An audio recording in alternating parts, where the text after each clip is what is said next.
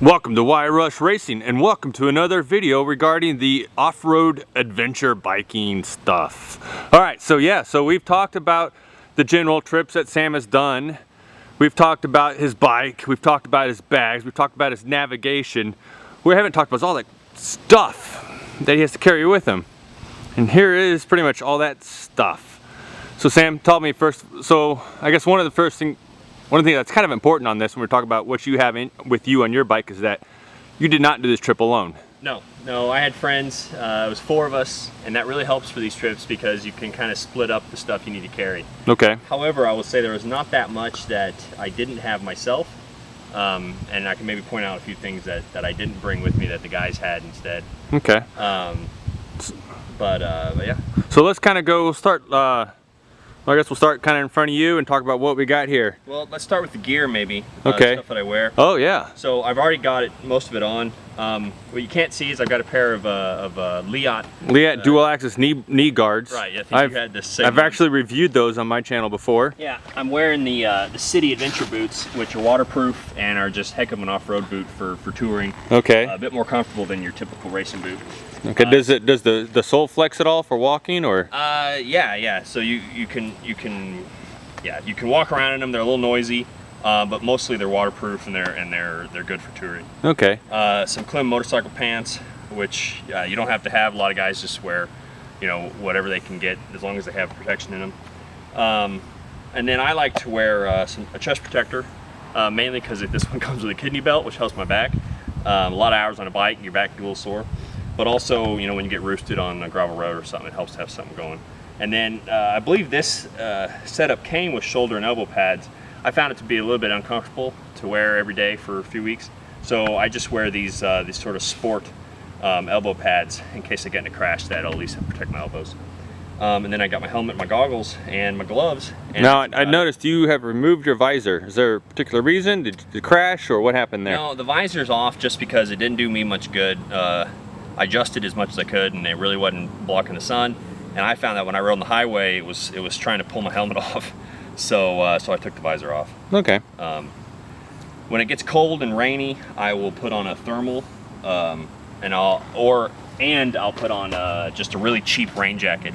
I got the cheapest rain jacket I could get. Yeah, because you thrashed mine your last trip. Thanks. You're gonna crash. You're gonna tear it up. Don't spend a bunch of money on a Gore-Tex rain jacket. Just get something cheap and easy. That worked for me.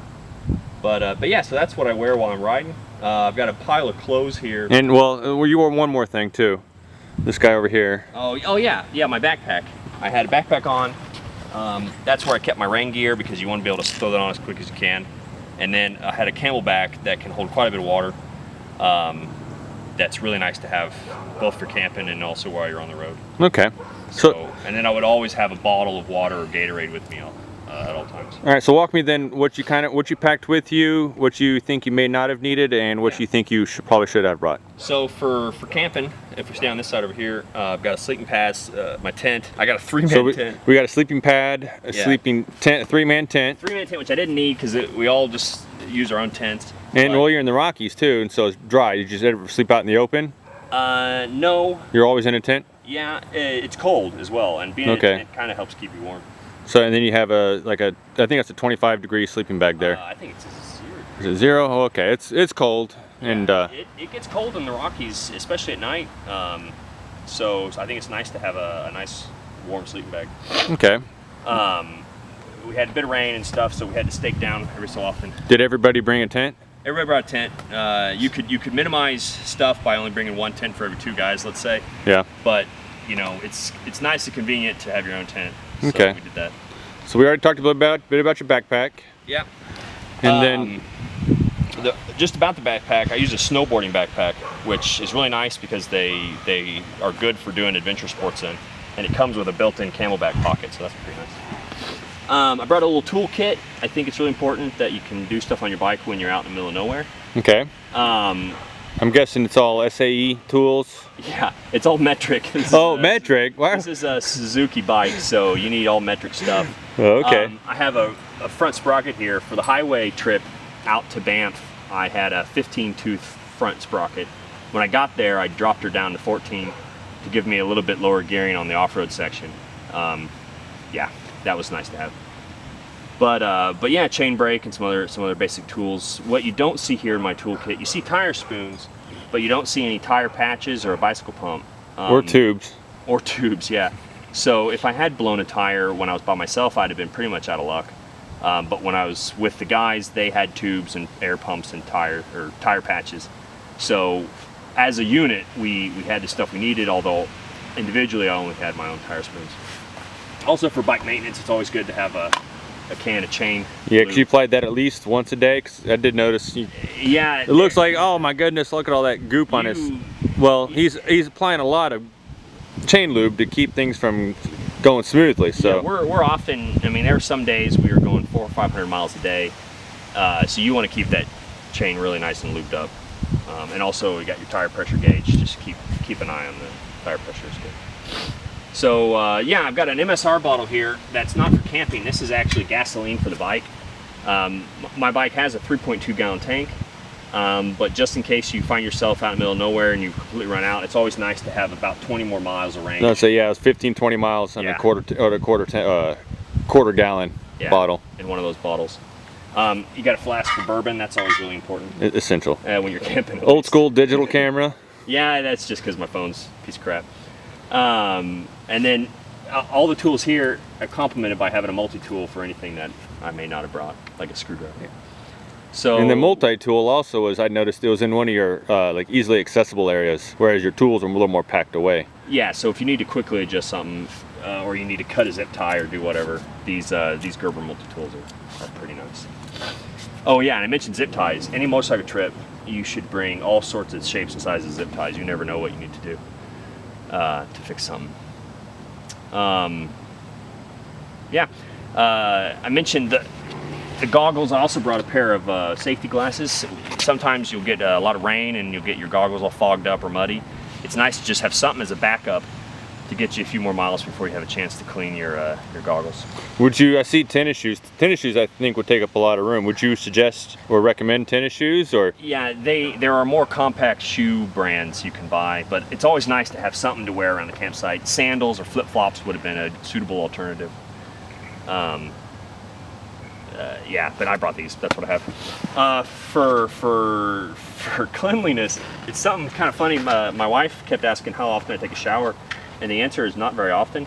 But a pack of wet wipes will get you through a day or two without a shower, and keep it so at least you can go in public without offending everybody. But that and your typical camping. I will say we picked you up in western Kansas, had to drive home six hours, and I was pretty much under the assumption we were heading straight for a shower as soon as we saw you. Yeah. And no, we actually made it the 6 hours home before I wanted to skag. So Yeah, so thanks to Wet Wipes for that. yeah.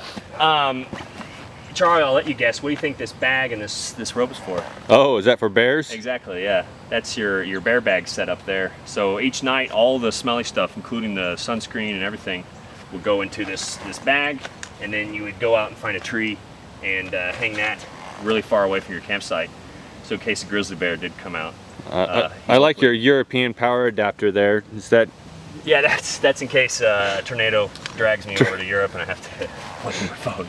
No, that just came with the stuff. So some things I don't see here is I don't see a stove. Right. So one of the other guys had the stove and the pot for boiling water, but I brought my own cup and everything for coffee in the morning. Okay. I also don't see any water. Yeah. So like I said, I got my Camelback, and I usually had a bottle of Gatorade or something, but not a lot of water on me personally. One of the guys had a Rotopax unit that could hold quite a few liters of. The Rotopax, is that kind of those collapsible water storage bags? It's like a big plastic thing. It looks like a fuel container. Okay. And Oh, Rotopax makes a fuel container you can bolt to your bike. They also make a water container. okay. So one of the guys brought that, and that gave him quite a bit of camping water. So I guess one thing I'm seeing though is like, do you have a lot of extra, or did somebody else it was like the pack mule or the overpacker? Or? I think we all were about evenly packed. Okay. One of the Minnesotan boys had just one bag on his bike. Oh really? One huge bag. Huge bag. But still, he basically only brought the bare necessities. So this quantity you see here is I would say about typical for what we were all carrying. Okay. What is, if you had to lose everything but one thing, like, oh my God, I've black hole swallowed everything but this one item, and I'm so glad it didn't take this one thing, what would it be? Uh-oh, I did not prep him for this question in all fairness. Well, other than my wet wipes, yeah, I don't know. Oh, wet wipes. Probably my flask of bourbon. No, I heard wet wipes. That's the answer. Because if he didn't have those wet wipes, his brother would have left him in western Kansas. It's gonna get pretty bad. Cool. Well, Sam, that's pretty awesome. This trip seems like quite an adventure. I would say adventure of a lifetime, but it's, well, dang, you've done, well, two off-road and two. Yeah, we've done. We looped the Baltic Sea. Baltic Sea, and that was all at paved roads, and so you're on a Yamaha something. XJ 900. 900, okay. And then we also did a trip down to the Balkans, down to Bosnia and stuff, from Northern Europe and back. So we've done a few things. The same group of guys. A lot of fun. Motorcycle touring. You know, it's not racing. You're not out for speed, but you're out really to have a good time with your friends and see some new parts of the world. So it's been a lot of fun. Awesome. Well, Sam, good luck on your next adventure, wherever that may be. And thank you for sharing your experiences, your knowledge, and all that stuff with us. And of course, to the listening audience, if you enjoy this, go ahead and click subscribe, and do appreciate it. And we'll get back to much more entertaining race stuff, right, Sam? Yeah. No, I'm joking. It's all fun. Anyways, Sam, thank you. This is Y Rush Racing signing out. Bye.